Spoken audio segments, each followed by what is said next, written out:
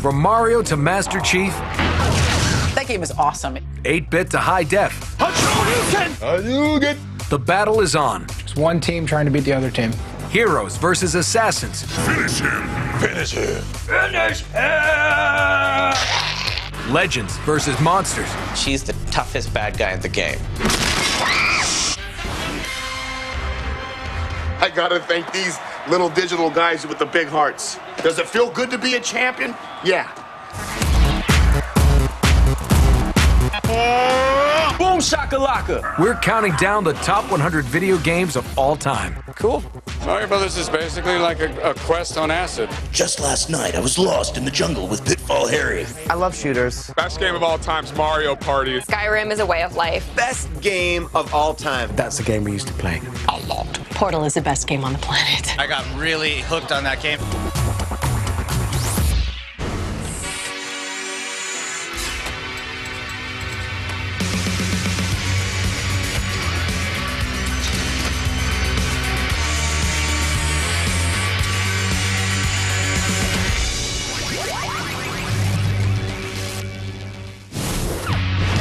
At number 40, an arcade classic that shaped the future of video games, Space Invaders.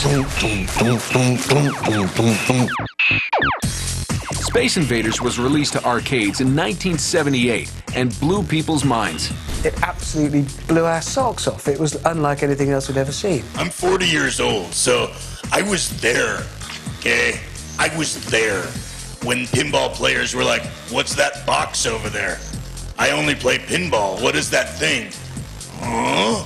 And like cavemen, we wandered over to this big box that had Space Invaders. I was there at the birth. If I could think of a game that I was really into as a kid, it would be Space Invaders. Just nailing them. I was into that. Space Invaders was one of those games where you just go like this. And they're all dancing. Gotta move. You gotta move it. We gotta hit the UFO. Every time you shoot one, it gets faster and faster and faster and faster. So the one guy's like, no. Like, why was the one guy so damn fast? But together, they were just slow. I remember being in an arcade as a really young kid and just hearing this thump, thump, thump, and it was just strong, powerful bass sound. You had this emotional reaction to it, thump, thump, thump. It was the first one to really use audio in that way to make you feel something. Everybody was playing Space Invaders, and by 1982 it had made over $2 billion in quarters, while the console port quadrupled sales of the Atari 2600. I don't want to give away my age, but I'm old school Atari with the joystick and Space Invaders. Yeah, it was dazzling, because these were real alien spaceships, and they were coming to get you. And you had a laser cannon, and you could fire it and destroy them and possibly save the world. Oh, I love that game.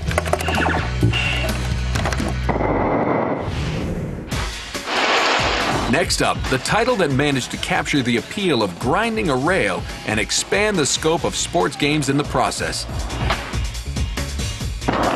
At number 39, it's Tony Hawk's Pro Skater. I remember playing Tony Hawk back on the PS1. That was like my first skating game that I played. When the original Pro Skater hit the PlayStation in 1999, the game had a lot to live up to. I wanted to make a game that skaters would be proud of, you know, even if they didn't play video games. Not only did it bear the name of the most popular skater in history, but it was expected to accurately capture the skating experience, something that hadn't quite been accomplished.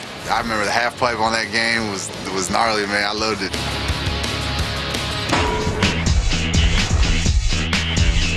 I remember spending a whole day doing motion capture, and at one point my board shot up and hit one of the cameras, and it took them 3 hours to reset all the cameras in the right place. Everyone would compliment the motion and how realistic it looked, and they're like, it looks just like you doing that trick. I'm like, same animation for all the skaters, but cool. The true appeal of the Tony Hawk series has been in capturing the skill and finesse of real skating, especially for gamers who maybe, you know, aren't actually that coordinated. If you were like a fat kid with glasses and braces and acne like this guy, you weren't very good at skateboarding. So this game made you feel like you were really good at skateboarding. Also, you could do a kickflip while collecting a VHS tape. And you can't do that in real life, even if you're not the fat kid with glasses and braces and acting. It would inspire you to go skateboarding. You know, you'd play Tony Hawk and you'd be inspired to actually skateboard, and then you'd get out there and you'd like ollie once, skin your knee, and be like, this, let's just go eat a Hot Pocket while playing Tony Hawk. The first pro skater was a runaway success, launching a fan-favorite franchise. 2 thumbs up for Tony Hawk, man. You a legend.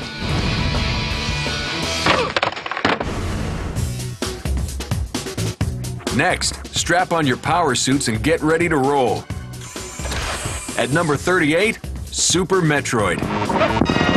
Super Metroid was fantastic. One of the greatest video games ever crafted was Super Metroid, of course, for the Super Nintendo. It was easily the greatest game that I had ever played. 1994's Super Metroid gave fans of the original NES classic a reason to get excited. Super Metroid took everything that made the original great and just knocked it into the stratosphere. Super Metroid had amazing gadgets, amazing weapons. It had backtracking. It had character development, even though there really wasn't a story. It was a very cool game ahead of its time. You went through each level trying to find different parts of your suits to make you awesome. For many gamers, the most awesome part of Metroid was the heroine, Samus. Everybody just assumed that Samus was a boy, and then it wasn't a boy, it was a girl, and she was awesome, and she saved that planet, and you know, I just remember being really proud to be a girl. It made me feel like I was a superhero when I was playing it. She was a badass, and that was really important to a little girl. That game, top 5 games of my life.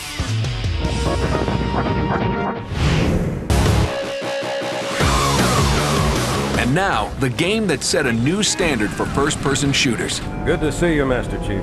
At number 37, Halo, Combat Evolved. Halo was definitely the game that got me into console gaming. I was never a console gamer. Definitely a Halo guy. Yeah, it's from the first Halo came out till now, so I love Halo. I love the storyline. The gameplay is awesome. I love the online play. There are certain songs you hear from games that just make you so happy or take you back to a time that was so awesome. And every time I hear,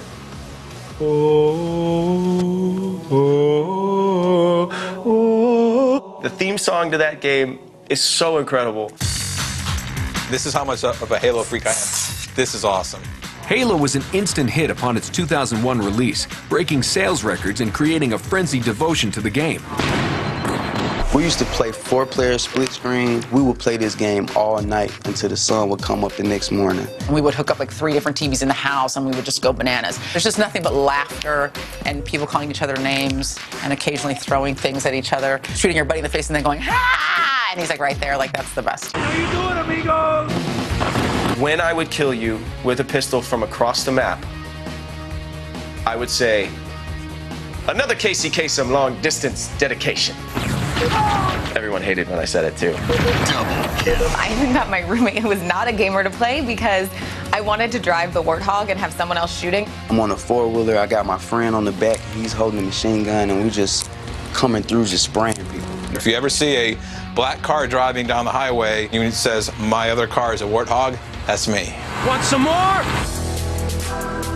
Halo also introduced gamers to one of the most beloved, most enduring, most all-around badass characters ever, Master Chief. Master Chief, he's one of my favorite characters. He's a classic. Master Chief is hot. Is it true? There's Jesus, and then there's Master Chief. He's right there. The flood is spreading. If we activate Halo's defenses, we can wipe them out. Master Chief, multiplayer, and an unforgettable score. For many gamers, Halo is still the greatest first-person shooter of all time. I think Halo is heads and tails above any other game ever created, and I will say that till I die.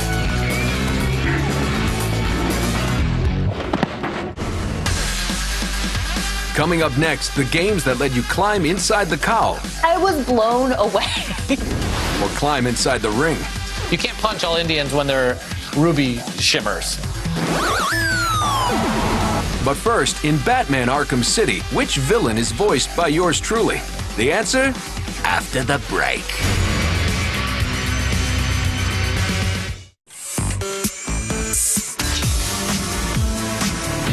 Before the break, we asked which villain in Batman Arkham City was voiced by yours truly. The answer? The Penguin, Oswald Cobblepot.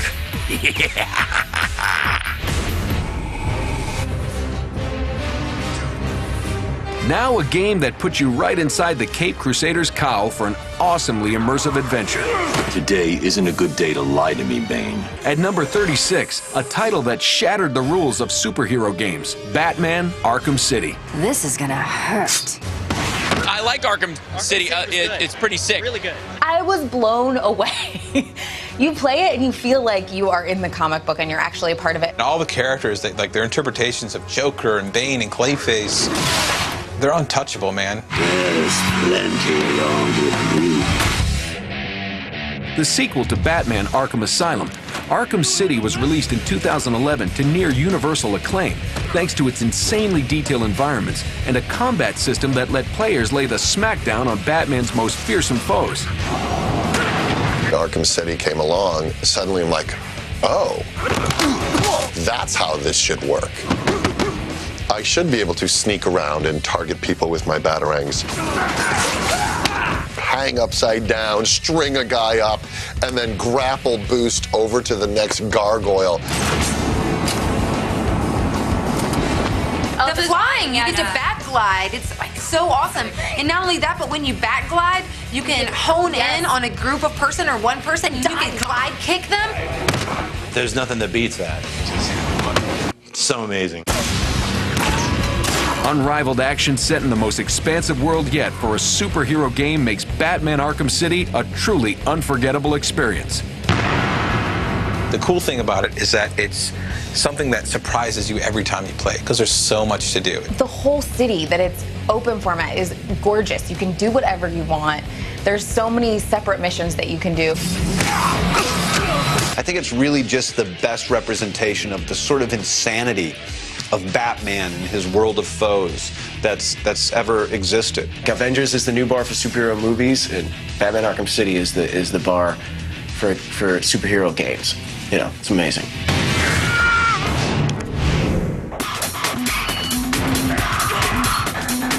Next on our countdown, a side-scrolling classic that gamers and goth kids can both agree on. What is your business here? Our number 35 video game of all time is Castlevania, Symphony of the Night. I will play that game. I will beat that game and immediately start playing it again. But enough talk. How about you? 1997's Symphony of the Night was the first installment in the series for Sony's PlayStation, sending a dashing hero into the depths of a creepy castle to battle evil priests, giant bats, and Dracula himself. Grant me horror! Okay, I love Castlevania Symphony of the Night so much. They took all of the best things that made Castlevania so great on the original Nintendo and amped up the graphics and still made it fun and feel like the way Castlevania was supposed to be made. You still had your whip, you had, your usual tools, except it was just bigger and it was better and it was more frenetic. But the best part was the weapon of holy water. That was great for my family too, who was super religious, and my grandma wanted me to be a priest, and so I was like, I'm throwing holy water! Castlevania Symphony of the Night was an enormous adventure that rewarded players for exploration. I'm just gonna spend the next 10 hours searching for a key and breaking every object that I find in case a key pops out, because it could. It was the greatest Castlevania and it still remains the greatest Castlevania because no Castlevania that has come out has been close to how awesome it was. Symphony of the Night isn't just the best game in the Castlevania series, it's one of the best side-scrolling adventures of all time. It should be on every top 100 list ever from here till the end of time. Anyone that doesn't have it on that list is a moron. No, it cannot be! What do you get when fans hack into a highly regarded game and alter its programming? only the most popular first-person shooter in the history of video games. At number 34, Counter-Strike. Counter-Strike is a game with amazing longevity. I spent a lot of hours playing Counter-Strike with friends online. I was playing for like 8 hours nonstop. Counter-Strike started as a fan modification to the hugely popular Half-Life. A retail version was later released in 2000. There's something really satisfying about the team-based combat. You really have to talk with your teammates in order to win, and you cannot go Rambo. I was never any good at it, but it was fun. I got killed a lot. Counter-Strike is still wildly popular and has sold over 27 million copies since its release.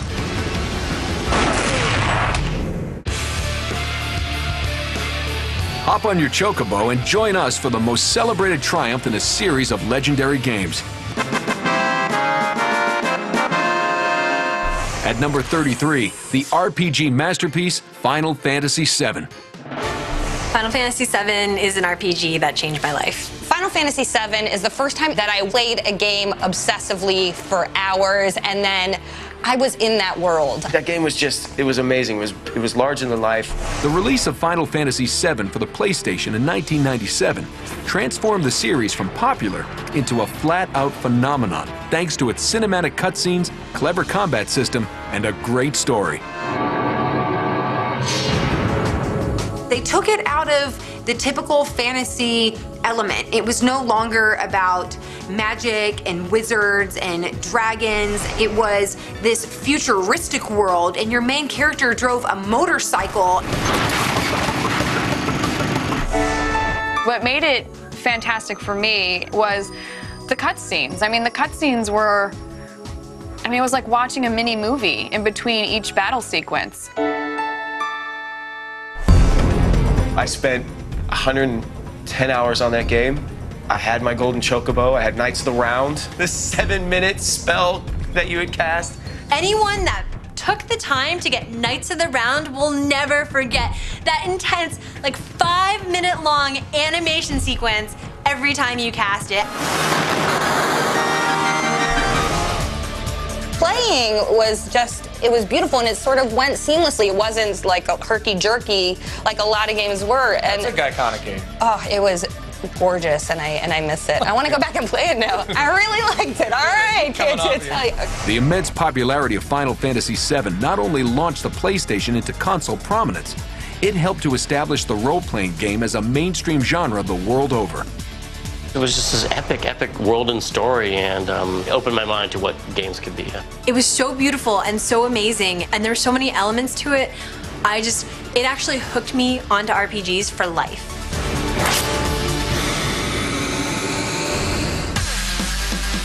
Coming up, whether you're taking on Mike Tyson, that's a badass, or the dragons of Skyrim. How can you not like that? It's almost time to finish the fight. One down, one to go. I'm a pacifist, but not when I'm fighting the Covenant. Beware, the demon is at hand. But first, which game was the first to play the entire national anthem? The answer when the top 100 video games of all time returns.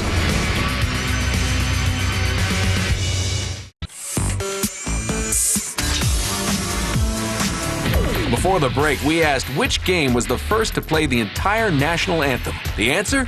Double Dribble. Pummeling its way into the countdown at number 32, Mike Tyson's Punch-Out.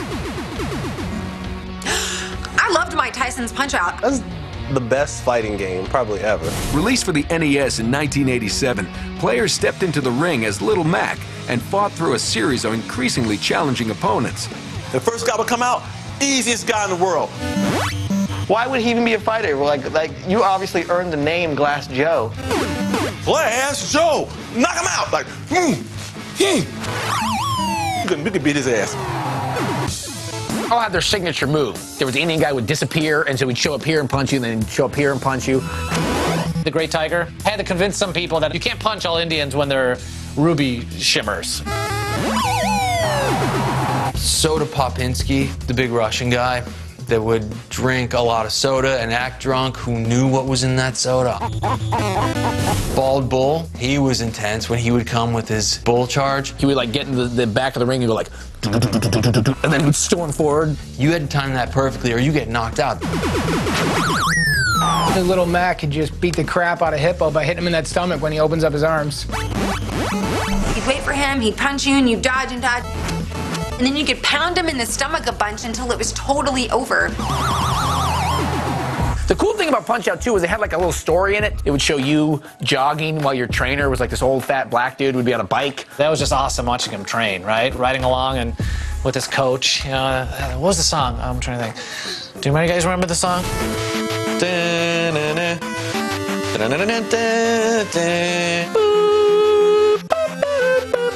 Key shift.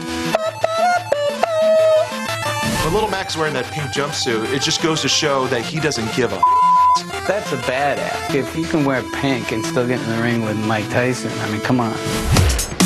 The game ended with an epic showdown between Little Mac and the man himself, the fearsome Iron Mike. I thought about one character, Mike Tyson. I was coming after his ass. He's this gigantic, scary beast of a thing that is way fast. It's kind of how I feel when I'm standing across the cage from an opponent. I wonder how many people went up to Tyson in real life and was like, I kicked your ass, Nintendo, and he was like, bam, what'd you say now, bitch?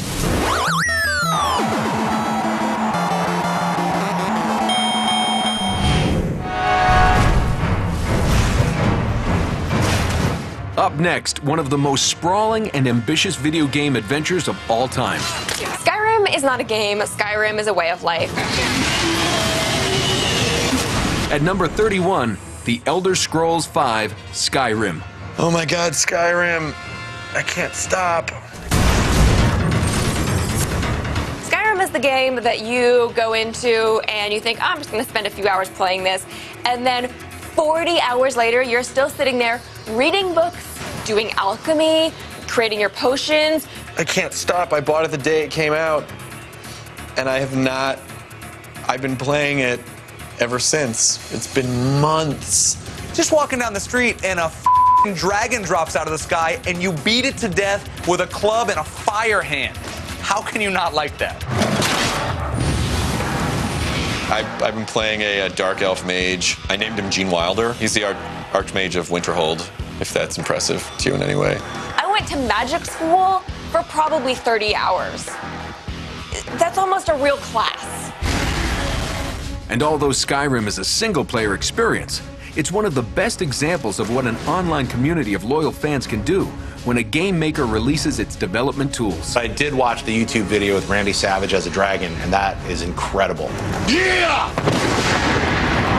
It's like basically the dude flying around as a dragon, but it looks like Randy Savage. He's like, snap into a sling, yeah! Oh yeah! He's breathing fire at you. Yeah! Everything about it is amazing. The open world gameplay is amazing. The stories are great. And there are dragons flying everywhere. And the sense of scope and scale is really unlike anything I'd ever experienced before in video games. And that's why Skyrim's so great.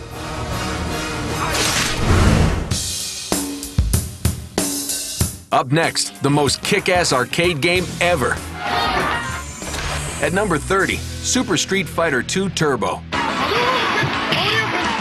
The best thing about Street Fighter 2 was all the sounds that they would make when they were fighting. Sure you can. And then the uppercut was Sonic Boom. Dalzim had the Yoga Fire. Yoga Fire. That's racist. Dalzim win. Super Street Fighter II Turbo hit arcades in 1994 and became an instant favorite for an entire generation of gamers. This is a game I grew up playing, grew up loving, all my friends, we all did. Some of the most fiercest competitors were on that video game. I mean, guys that you didn't think you thought were like nerds and stuff, when they got on that video game, it transformed them. Super Street Fighter II Turbo transformed the series by adding super combos to the repertoire of all the famous fighters. I was Balrog. I was always Balrog. I really liked Dalsum because he could stretch and I could keep my opponent away fairly easily. And when I didn't use him, I used Chun-Li. I just remember there was this one kid in my neighborhood named Malik, man. He used to play with Chun-Li, and nobody could beat him. Every time you get to him, he had that kick out on you. She was so sexy back then, man. She was like Beyonce before Beyonce. I mean, anybody could get on there, anybody could be a button masher, anybody could have a good time, anybody can play, and anybody could beat somebody else on a quarter, you know? It was just a fun game.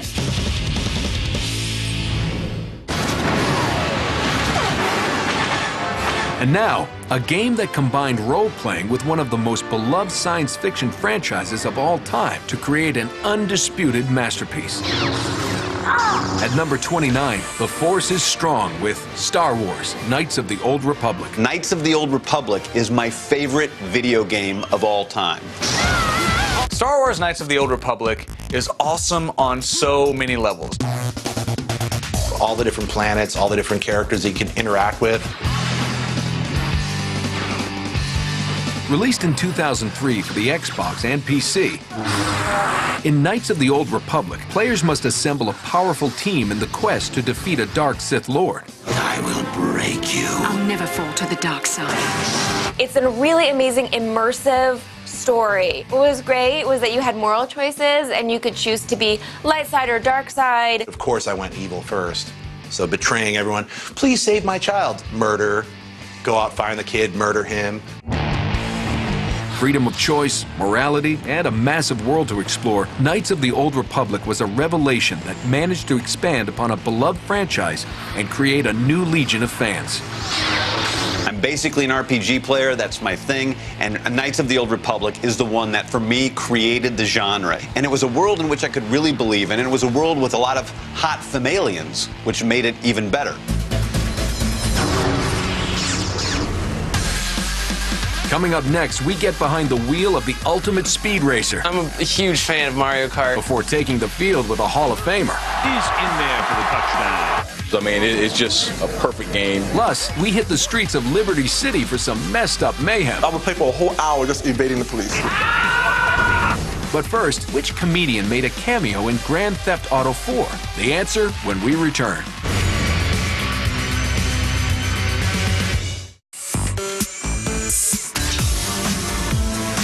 Before the break, we asked which comedian made a cameo in Grand Theft Auto 4. The answer? Ricky Gervais. Next up, the most influential racing game ever released. At number 28, it's Super Mario Kart. I'm a Mario Kart guy. Favorite game of all time? Mario Kart. Well, Mario Kart was awesome. I'm a huge fan of Mario Kart. I can't stop. I just love the battle. I like to shoot shells at people. Released for the Super Nintendo in 1992, Super Mario Kart was a critical success, and more importantly, a lot of fun to play. Super Mario Kart came out, it was the greatest racing game ever, and it was fun because you were playing characters that you fell in love with so many years ago. We usually went with Yoshi. Yeah, Yoshi, and tried to get some of the shortcuts. That was a lot of fun. I'm a Yoshi guy. Always Yoshi. There's always a fight between me and my brother who got to play with Yoshi. I'm always Bowser because he just runs over people and he gets the best weapons. You mean Bowser? That blew my mind when the game came out. What? You could be the bad guy? Okay, why not? Don't tell Mario. That was a game where, you know, a girl wouldn't roll her eyes when you turned it on. Like, oh, you fat nerd, what are you doing? You know, that they didn't do it. They wanted to jump in and play too. That was another one of those, like, sweating. Like, my friend would, like, dab my face, and I'd be like, the rainbow level, we just gotta get through it. Like, all day, for, like, weeks. Like, wearing the same pajamas for, like, 7 days. You get to just screw everyone behind you with turtle shells, drop banana peels, they're slipping all over the place. Go screw everyone, I got star power. F you, I'm winning. Peach has got it. Ding dong, bye-bye.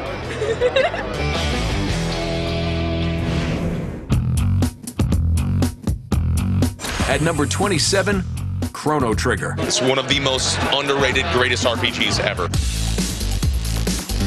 Released for the Super Nintendo in 1995, Chrono Trigger perfected the detailed side quests, battle mechanics, and plot points that define a JRPG. You could recruit characters, but you had so many more options, and depending on the choices you made, if you did this thing, you got this character. If you did this thing, you got that one. But the most mind-blowing aspect of the game was also key to Chrono Trigger's plot: time travel. I love a game where you can time travel. I'll take any time travel game, and Chrono Trigger is the best one. Chrono Trigger is a game that I'll always go back and I'll always play again.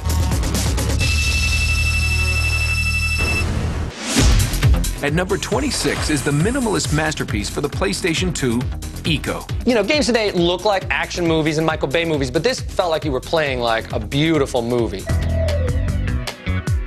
The first time you sit down on the couch with that girl and you're holding hands, you can just tell, like, this is a unique kind of game. Eco was really one of the first games, I think, that made me care about the characters in the games.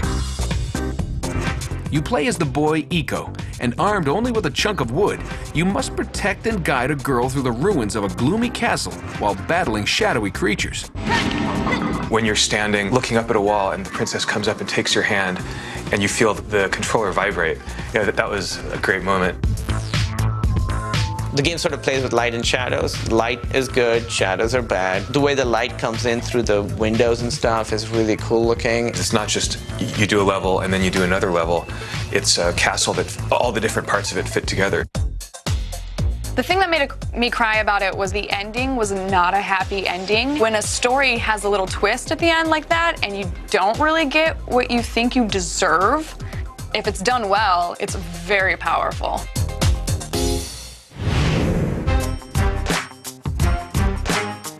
Next up, the most controversial title on the countdown. At number 25 is the game that made gaming dangerous: Grand Theft Auto 3. Grand Theft Auto. Grand Theft Auto. Come on now. Grand Theft Auto 3 is like so legendary. Loved Grand Theft Auto 3. I started to play it and I was like, whoa, like this game is like crazy. Released in 2001, Grand Theft Auto 3 didn't just revamp the GTA series, it revolutionized third-person games. Whoa, I can do whatever I want in this game. And it strikes you as like, can I do this? Yes, I can do this. Can I get out of here and do this? Oh my God. Like, it's just remember the first time I played it, it felt like you could do anything. The world, like getting in there and seeing how big the world was and how bad you could be, like you can do some pretty crazy stuff in those games. It taught you a lot of skills that you may need if you want a life of crime, right? Oh, you could pick a prostitute up, you could steal cars, you could jack people. You could maybe kill a prostitute if you want. Apparently people are a little bit touchy about that. I would play for a whole hour just evading the police, just running from the police.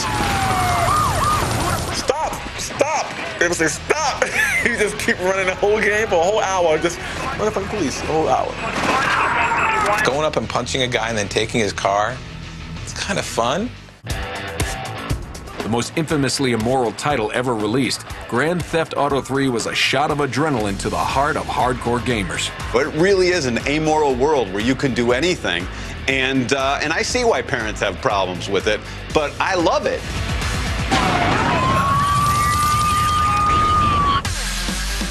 Coming up next, we take on the Madden curse. When you make the cover of Madden, good things don't happen to you. Before taking out the Covenant. That's a legendary video game. It's in my top 5. I found him! Plus, we reveal the greatest survival horror game ever created. No game recently has made my heart beat as fast. But first, what video game character did Jean-Claude Van Damme portray on the big screen? The answer when the Top 100 Video Games returns.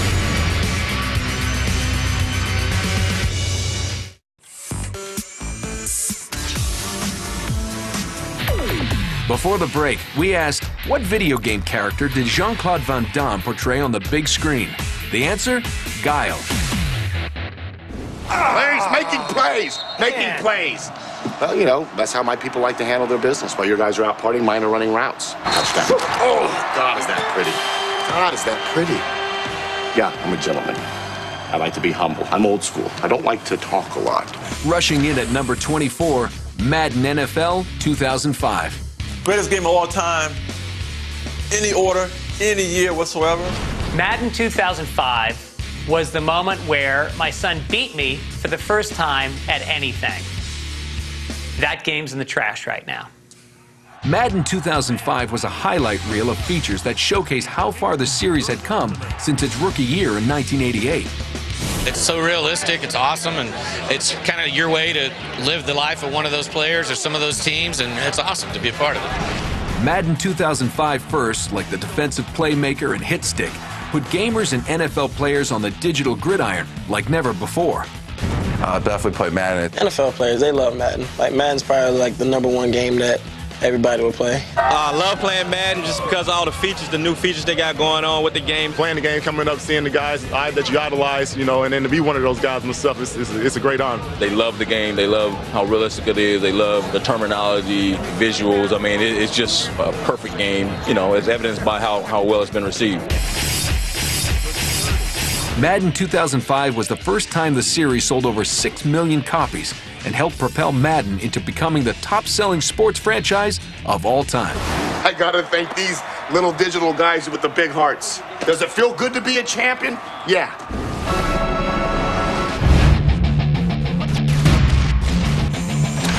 At number 23, Halo 3.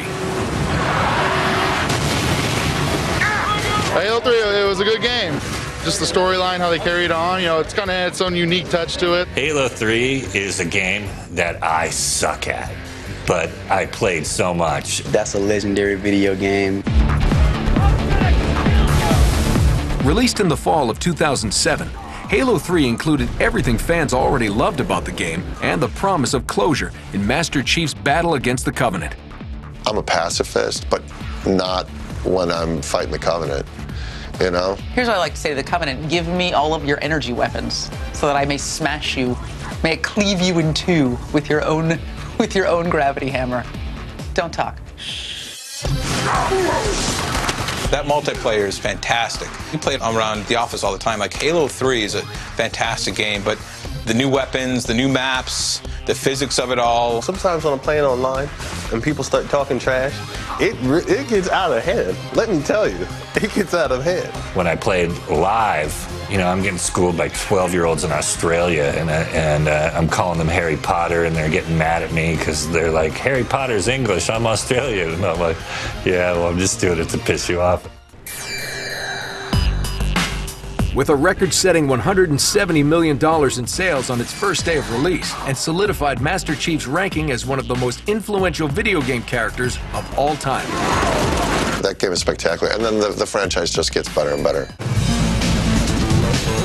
Just to see how far that game has come and how big the franchise has gotten, it's crazy. A big, big, big salute to the guys at Bungie, the whole team that created the game. Kudos. Spree gained the lead. Next up is a game that was critically acclaimed and nearly impossible to find. At number 22, it's the Sega Saturn classic, Panzer Dragoon Saga. It's a simple story of a man getting on the back of a laser-shooting dragon and flying around, not taking acid. Panzer Dragoon is what I order when I go to the Thai food restaurant. I get 2 Panzer Dragoons with some cream cheese in that. In this expansive 4-disc RPG, you play as Edge, a young hunter who fights evil with the aid of a pretty impressive partner, a flying dragon who shoots lasers. What do you want in a video game? You want to be able to ride a dragon. If you can ride a dragon with a homing laser, that's even better. And Panzer Dragoon Saga gave all that to the gamer and more. It was seriously some of the most cinematic combat that I have ever seen at that time for an RPG. I mean, it was pretty rad. Also, dragons. While Sony PlayStation and the Nintendo 64 dominated the market, the Saturn fought for life just long enough to sell a mere 30,000 copies of Panzer Dragoon Saga, making one of the best RPGs of all time a legitimate collector's item. If you try to find a copy now online, it's going to run you about $500 to $800. It is an extremely rare title. It's a 4-disc set, and it's on Saturns. And to a lot of RPG gamers out there, it is considered to be one of the best because it is a rare and valuable commodity in the game space. Up next, a modern horror masterpiece. At number 21, it's Resident Evil 4. For most people, I think Resident Evil 4 was the first time that the series really hit its stride. When it was released in 2005, Resident Evil 4 blew away gamers. It's not about it. Right. It like It's not changed just from zombies anymore. Well, yeah, like the virus was like the reanimation, but then it turned into like those parasites that were controlling people, and they would like explode out of them. There's zombies, and then their heads explode, and then there's these tentacles that come out. So you're just like walking along in this like burned out, sandy, kind of a brown dirt world, and everyone that you're looking at, they're all like, whether they're dead or not. Those are some angry, angry Europeans. And they are not happy you're there, and they want to kill you with chainsaws and a slow lumbering gait. RE4 did more than update the franchise. It set a new bar for survival horror by winning numerous Game of the Year awards. No game recently has made my heart beat as fast. Coming up on the top 100 video games of all time. Oh my God, it's insane. Oh yeah. We're down to the final 20. It was just a real dope game. They're the best-selling. I'm a huge Call of Duty fan, massive. Most memorable. Probably the game that I played most. And biggest games of all time. I had to finish it. I was obsessed with it. But there will only be one crowned the top video game of all time. Best game of all time. If there's not their favorite, they're lying. When the top 100 video games returns.